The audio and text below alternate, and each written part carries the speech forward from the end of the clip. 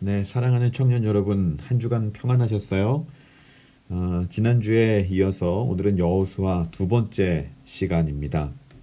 오늘은 여호수아 1장부터 10장까지의 내용 중에서 중요한 것들을 좀 한번 살펴보는 시간 갖도록 하겠습니다. 여러분, 오늘은요, 여호수아서를 통해서 우리가 가지고 있는 잘못된 신앙관을 좀 교정할 수 있는 그런 시간을 좀 갖기를 원하는데요. 우리가 여호수아서를 쭉 읽다가 보면 우리 신앙인들 중에서 잘못하면 여호수아 착각증후군에 빠지는 환자들이 참 많습니다. 이 말이 무슨 말이냐면요. 항상 성경을 읽을 때 자기를 여호수아 입장에서 감정이입해서 성경을 읽어나가기 시작하는 거죠. 그리고 나의 원수는 가나안 백성, 원주민이라고 생각하는 거예요. 그리고 나서 내가 이 가나안 원주민들에 대해서 취해야 될 자세는 뭐냐라고 했을 때 전멸이다 이렇게 생각하는 거죠. 항상 나는 하나님이 도우시는 여호수아이고 이스라엘이고 나는 다윗이고 저 사람은 골리앗이고 나는 모세고 저 사람은 바로고 뭐 이러한 신앙인들이 여호수아 착각 증후군에 빠진 신앙인들인 거죠. 여러분 이게요 좀 우스운 이야기 같지만 우리 기독교 2000년 역사 가운데 이런 일들 진짜 많았어요. 1095년부터 1291년도까지 200년 동안 있었던 게 십자군 전쟁 아닙니까? 그런데 이 십자군 전쟁 때 십자군들이 가장 사랑했던 본문, 가장 많은 설교를 들었던 본문이 바로 우리가 읽은 여호수아서예요. 심지어요, 이 십자군들이요, 이 여호수아서를 군사 교본으로 그대로 따라했을 정도입니다. 그래서 이슬람 그 나라에 가서 그 도시를 성을 한 바퀴 돌면서 전쟁을 시작했죠. 18세기, 19세기에 들어와서 유럽이 기독교 국가들이 아시아나 아프리카를 식민 지배할 때 또 가장 많이 애용했던 본문이 바로 요 여호수아서죠. 그래서 자기의 행동을 정당화시키는 거예요. 우리는 이스라엘의 군대이고 우리가 가게 되는 그 나라 사람들은 가나안 원주민이다. 이들이 섬기고 있는 미신 이런 것을 타파해내고 하나님에 대한 신앙을 이들에게 물려줘야 된다. 이런 식의 주장을 가지고 가서 엄청난 학살을 저질렀습니다. 기독교 역사 속에서요, 무수히 많은 사람들이 이 여호수아서를 굉장히 많이 악용했던 것을 우리가 쉽게 살펴볼 수 있어요. 그래서요, 우리가 행하는 모든 것들에 하나님께서 우리와 함께 하신다. 하나님께서 우리를 도우신다. 이렇게 생각하시면 안 됩니다. 여러분, 하나님은요, 항상 우리의 편이 아니세요. 하나님께서 항상 우리의 편이 되기를 기대하기보다는 우리가 하나님의 편이 되기를 결단해야 되는 거죠. 이게 참된 바른 신앙인의 자세인 거예요. 오늘 우리가 하나님의 편에 서 있는가? 우리가 오늘 하나님의 뜻을 붙잡고 하나님의 뜻에 순종하고 있는가? 이 질문이 사실 우리에게 훨씬 더 중요한 것이죠. 그래서 이 여호수아서를 볼 때요, 어떤 방식으로 봐야 되냐면 이 여호수아서에 나와 있는 가나안 땅이 나와 대립관계에 있는 원수들이 자꾸만 생각나는 것이 아니라 안티기독교인들이 생각나는 것이 아니라 타종교인이 생각나는 것이 아니라 여기에 있는 가나안은 1차적으로 누구입니까? 하나님의 말씀에 불순종하는, 하나님께 불순종하는 내 안에 있는 죄성인 거예요. 절대 하나님 앞에서 꺾이지 않는 내 안의 고집이 가나안인 거죠. 여전히 세속의 가치와 세속의 주류 문화를 추종하고 따르고 있는 내 안에 있는 죄된 모습이 내가 1차적으로 정복해야 될 가나안이다 라고 할 수 있는 겁니다. 그래서요, 우리가 십자군이나 제국주의 정복 때 이 여호수아서를 인용하면서 하나님 뜻대로 해야 됩니다 하면서 성경을 인용한 것은요, 어떻게 보면 가장 반성경적인 자세라고 할 수 있어요. 그래서 여러분, 우리가 이 여호수아서의 말씀을 보면서 우리 신앙인들이 정말 조심해야 될 것 가운데 하나가 뭐냐면 나의 이익을 목적으로 성경을 인용한 것이 가장 위험한 겁니다. 디모데 후서에 보면 이런 말 나오잖아요. 모든 성경은 교훈과 책망과 바르게 함과 의로 교육하기에 유익하다. 그런데 이 디모데후서의 말씀의 적용을 누군가의 논쟁 가운데 혹은 대립관계에 놓여 있을 때 성경 안에 있는 한 구절을 딱 끄집어내 가지고 나와 반대편에 있는 사람들을 제압하려고 할 때 이런 성경 표현을 쓸 때가 많은데 그거 조심해야 돼요. 교훈과 책망과 바르게 함과 의로 교육하기에 유익한 게 1차적으로 그 적용 대상이 누구라고요? 나라는 거예요. 나라는 거예요. 여러분, 어떤 논쟁 가운데 있을 때 그걸 제압하려고 할 때 성경을 이렇게 차용하고 인용하는 거 이게 진짜 조심해야 되는데요. 왜 조심해야 되냐면 여러분, 성경은요. 뭐 1년, 2년 동안에 쓰여진 책이 아니에요. 1600년의 기간 동안 너무나 다양한 상황 속에서 기술되어진 말씀이 성경이에요. 그러니까 여기서는 A를 말하고 있고 여기서는 B를 말하는 본문이 의외로 많아요. 의외로 많습니다. 그래서요, 이게 좀 우스갯소리이긴 한데요. 여러분, 이게 진짜 실제로 있었던 이야기인지 지어낸 이야기인지는 잘 모르겠어요. 근데 제가 들었던 이야기를 좀 나누려고 하는데, 여러분, 신앙생활을 열심히 하는 어떤 청년이 있었대요. 그러니까 지방에서 올라와 가지고 서울에서 대학 생활을 하는데 부모님이 등록금을 하라고 이제 돈을 보내신 거예요. 근데 이 청년이요, 주식 투자를 했다가 돈을 다 날려버렸어요. 그러니까 뭐 난리가 난 거죠. 그때 등록금이 한 3, 400만 원이었다고 하는데 이 등록금을 다 날렸으니까 어떡해요.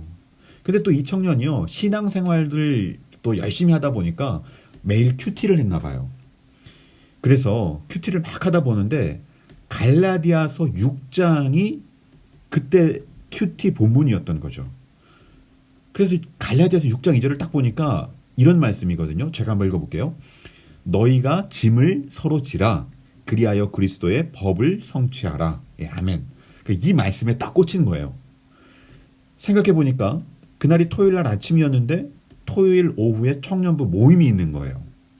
청년부가 30명이 있는데 이 30명 앞에서 이렇게 얘기를 한 거죠. 하나님께서 나에게 지금 무슨 말씀을 주셨냐면 너희가 짐을 서로 지라 라고 이런 말씀을 하셨다. 그래서 자기가 날린 돈이 한 3, 400만 원이 되니까 우리 청년들이 30명이니 어떻게 짐을 나누어 줄 수 있겠느냐. 한 사람당 한 10만 원씩만 나에게 주면 내가 그걸 다시 모아가지고 등록금을 낼 수 있다. 이렇게 얘기를 했다는 거예요. 그랬더니 갑자기 그 이야기를 듣고 있던 한 청년이 손을 번쩍 들더래요. 그리고 이렇게 얘기를 했대요. 형제님, 5절을 보세요. 5절을. 그래서 5절을 딱 봤는데 5절에는 뭐라고 되어 있냐? 각각 자기의 짐을 질 것이라 이렇게 적혀 있는 거예요. 그러니까 이건 하나님이 각각 자기의 짐을 지라고 하셨는데요. 무슨 말씀하세요? 이렇게 하나님의 말씀을 가지고 반론을 핀 거죠. 이게 우스갯소리로 지어낸 이야기일지도 모르겠지만 사실 이것이 굉장히 중요한 시사점을 우리에게 주는 이야기인 거죠. 그래서 항상 우리가 성서를 해석할 때는 가장 반성경적인 해석이 뭐냐? 여호수아서의 말씀을 가지고 항상 나는 이스라엘이고 나랑 대립관계에 있는 사람들은 가나안 원주민들이고 쟤네들은 무조건 죽여버려야 된다, 망해버려야 된다라고 성경을 악용하는 거, 이용하는 거, 이게 정말 정말 위험한 거라 할 수 있습니다.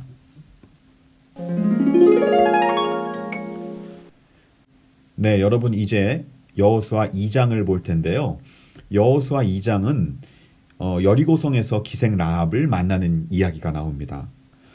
여러분, 여리고성이라고 하는 것은 하나님의 심판을 받아야 될 성인 거잖아요. 그런데 그 하나님의 심판을 받아 멸망할 수밖에 없는 그 여리고성에 누가 있는 거예요? 하나님 나라를 갈망하는 라합 같은 여인이 있다는 거예요. 그래서 우리가 어떤 자세를 갖는 게 필요하냐면 언제 어디에서나 심지어 여리고 같은 곳에서도 라합 같은 사람이 있을 거라는 기대와 소망을 가지고 라합 같은 사람을 만나고자 하는 의지가 중요하다는 것을 우리가 알 수 있어요. 특별히 여러분 현대 사회에서 살다 보면 신앙인의 모습으로 살다 보면 소위 하나님 말씀대로 열심히 살려고 하는 신앙인들이 가장 걸리기 쉬운 질병이 뭐냐면 엘리야 콤플렉스라고 합니다. 엘리야 콤플렉스. 여러분 이 엘리야 콤플렉스라는 게 뭐냐면요. 열왕기상 19장에 보면 엘리야가 이런 이야기를 합니다. 하나님을 섬기는 사람이 이제 나밖에 없다라고 얘기를 해요. 그러니까 이스라엘 사람들이 다 배교하고 나밖에 깨어있는 사람이 없다라고 하나님 앞에 외로워 죽겠다고 막 토로하거든요. 그때 하나님께서 뭐라고 말씀하시냐면 아직 바알에 무릎 꿇지 아니한 7,000명이 있다는 것을 알려주신단 말이에요. 이때부터 엘리야가 동역을 하기 시작합니다. 그래서 열왕기상 19장 이전까지 엘리야는요. 혈혈단신으로 개인 플레이를 했단 말이에요. 동역자가 없어요. 그런데 19장 이후에 하나님의 그 말씀을 듣고 나서 엘리야가 뭘 했냐면 엘리사도 만나게 되고요. 자기의 제자들도 양성하면서 동역을 하기 시작을 해요. 그래서 여러분 엘리야 콤플렉스라는 영적 질환이 있는데요. 이건 뭐냐? 우리 교회에 깨어있는 사람은 나밖에 없다라고 생각하는 거예요. 착각하는 거예요. 아닙니다, 여러분. 이 세상이 아무리 썩은 것 같고 우리 교회에 아무리 의인이 없는 것 같다 할지라도 그것에는 하나님이 준비해 주신 사람이 있다는 거예요. 멸망할 것 같은 여리고성 안에도 라합 같은 사람이 있었다니까요. 그래서 우리는 어떤 열망이 필요하냐면 라합과 같은 사람을 만나고자 하는 소망이 정말로 필요한 거죠. 그런 사람을 볼 수 있는 눈이 필요한 것이고 그런 사람을 만났을 때 그 사람들과 관계 맺고자 하는 의지도 우리에게 필요한 겁니다. 그래서 이 여호수아서 2장은요. 하나님의 심판을 받는 여리고성 안에도 하나님 나라를 갈망하고 있는 라합과 같은 존재가 있음을 우리에게 잘 보여주고 있습니다. 네, 오늘 마지막으로 여호수아 5장 13절 한번 보겠습니다. 여호수아 5장 13절이에요. 제가 한번 읽어볼게요. 여호수아가 여리고에 가까이 이르렀을 때 눈을 들어본즉 한 사람이 칼을 빼어 손에 들고 마주 서 있는지라. 여호수아가 나아가서 그들에게 묻되 너는 우리를 위하느냐 우리의 적들을 위하느냐 하니 그가 이르되 아니라 나는 여호와의 군대 장관으로 지금 왔느니라 하는지라. 아멘. 여러분 이 말씀이 지금 굉장히 중요한 말씀을 하고 있습니다. 무슨 말씀이냐면요. 우리는요. 이 본문을 읽을 때 이런 기대를 하면서 읽을 수가 있어요. 지금 여호수아가 이렇게 묻잖아요. 너는 우리를 위하느냐 아니면 우리의 적들을 위하느냐 이렇게 묻죠. 근데 당연히 여호와의 군대 장관은 나는 이스라엘 너네들을 위한다 라고 말할 것 같잖아요. 근데 여러분 여호와의 군대 장관이 뭐라고 말하냐면 나는 여호와의 군대 장관이다 이렇게 얘기를 해요. 이 말이 무슨 말이냐면 여러분 하나님은요 항상 이스라엘을 편드는 분이 아닙니다. 이걸 아셔야 돼요. 하나님은 어떤 상황에서든 항상 이스라엘을 편드시는 이스라엘의 부족신이 아니란 말이에요. 여러분 이스라엘이 잘못된다 하더라도 항상 하나님은 이스라엘을 편드십니까? 이스라엘을 도우십니까? 아니에요. 이스라엘이 잘못된 길을 걸어갈 때는 이스라엘을 심판하시는 분이 하나님인 거예요. 어떻게 보면 하나님의 뜻을 이루기 위해 이스라엘을 하나님께서 선택한 것이지 하나님이 이스라엘을 위해 존재하는 게 아니란 말이죠. 우리가 이걸 자꾸 바꿔서 생각하면 안 되는 거예요. 하나님께서 이스라엘을 위해 존재하시는 게 아니라 이스라엘이 하나님을 위해 선택되고 존재되어야 하는 거죠.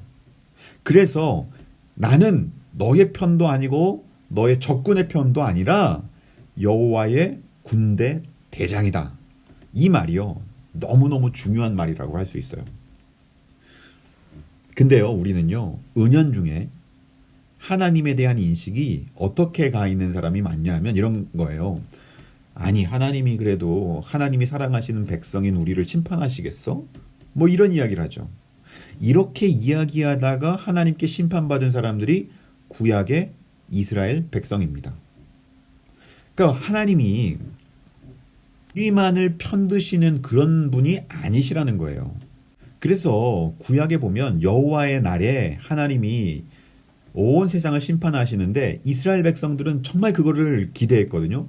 빨리 하나님께서 심판을 하셔서 우리를 고통스럽게 하는 이방 민족들 다 정리해 주시길 바랬는데 하나님이 예언서를 통해서 말씀하시는 여호와의 날은 도리어 누가 심판받는 거예요? 이스라엘이 심판받는 거 아닙니까? 그러니까 우리가 이 말씀을 통해서 정말 두려운 마음으로 이 예언서의 말씀을 우리가 받아들여야 되는데 우리가 교회에 출석한다는 이유만으로 하나님이 원하시는 신앙 공동체라고 생각하시면 절대로 안 되는 겁니다. 그래서 우리는 하나님 앞에서 신실하게 하나님의 편이 될 수 있는 믿음의 자녀들로 한 주간 사실 수 있는 그런 은혜가 우리 사랑하는 청년들 모두에게 임하시기를 주님의 이름으로 축원드립니다.